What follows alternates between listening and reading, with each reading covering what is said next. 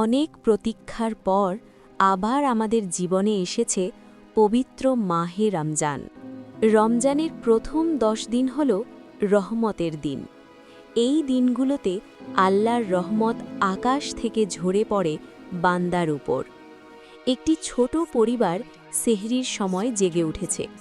ঘরে নরম আলো, মায়ের ডাক, উঠো, সেহরির সময় হয়ে গেছে। বাবা ও সন্তান একসাথে বসে সেহরি খাচ্ছে। চারদিকে শান্ত পরিবেশ, মনে এক আলাদা প্রশান্তি। ফজরের আজান ভেসে এলো, সকলেই অজু করে নামাজে দাঁড়িয়ে গেল। কারণ রমজান শুধু ক্ষুধার মাস নয়, এটা ইবাদতের মাস। দিনের বেলা একজন যুবক রোজা রেখে কাজ করছে।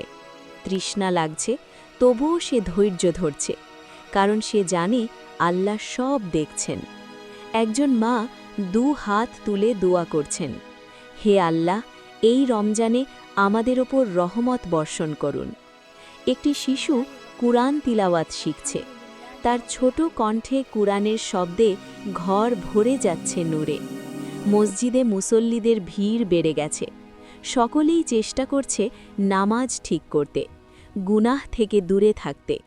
প্রথম 10 দিন আমাদের শেখায় রহমত চাইতে, ক্ষমা চাইতে আর আল্লাহর দিকে ফিরে যেতে। এই দিনগুলোতে একটি ছোট আমলও আল্লাহর কাছে অত্যন্ত প্রিয় হয়ে যায়। রমজানের প্রথম 10 দিন হল হৃদয় নরম করার সময়, ঈমান শক্ত করার সময় আর জীবনের ভুলগুলো সংশোধন করার সময়। রমজানের প্রথম 10 দিনকে অবহেলা করো না, কারণ এই দিনগুলোই আল্লাহর রহমতের দরজা খুলে দেয়।